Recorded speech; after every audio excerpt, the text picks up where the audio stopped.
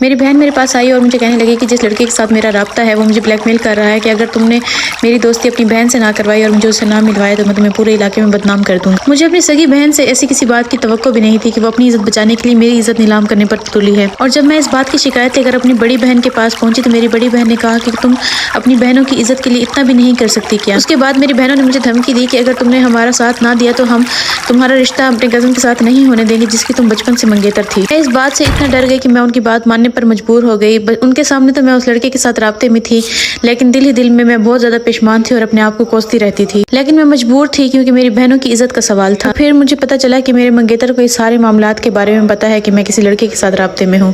اس نے جب کسی کے تھرو مجھ سے پوچھوایا کہ ہاں تم کسی لڑکے کے ساتھ رابطے میں ہو اور تم اس کو جانتی ہو تو میں چپ ہو گئی، اور یہی میری اس غلطی کا ثبوت تھا کہ میں اس لڑکے کے ساتھ رابطے میں تھی۔ اس کے بعد میرے منگیتر نے مجھ سے شادی سے انکار کر دیا۔ اس نے مجھے بولا کہ اگر تم اس کے ساتھ خوش ہو، اس کے ساتھ رہنا چاہتی ہو تو تم میری طرف سے آزاد ہو، میں تم سے اب شادی نہیں کر سکتا اور تم اس سے شادی کر لو۔ حالانکہ میری تو اس لڑکے میں کوئی دلچسپی بھی نہیں تھی۔ بہرحال بہت مشکل سے میں نے اپنی اس لڑکے سے جان چھڑائی اور پھر اپنی بڑی بہنوں کو ایسے کام کرتے ہوئے دیکھتے ہوئے میں بڑی ہوئی، اور پھر جب میں یونیورسٹی میں گئی تو کسی غلط قسم کی صحبت میں لگ کر مجھے ایک لڑکے سے محبت ہو گئی۔ چونکہ وہ لڑکا ایک پٹھان فیملی سے بلانگ کرتا تھا اور ہماری کاسٹ کا نہیں تھا تو ہمارے لیے اس رشتے کے لیے گھر والوں کو راضی کرنا بہت مشکل ہو گیا تھا۔ میں دل سے یہ چاہتی تھی کہ میری اس لڑکے سے شادی ہو جائے اور گھر والوں کی رضامندی سے ہو جائے، لیکن میری ساری کوششیں رائے گاں گئیں۔ میرے گھر والے نہ مانے اور نہ ہی اس کے گھر والے مانے۔ بہت زیادہ مجبور ہونے کے بعد ہم لوگوں نے یہ فیصلہ کیا کہ ہم لوگ چھپ کر نکاح کر لیں گے اور جب نکاح کا ہمارے گھر والوں کو پتہ چلے گا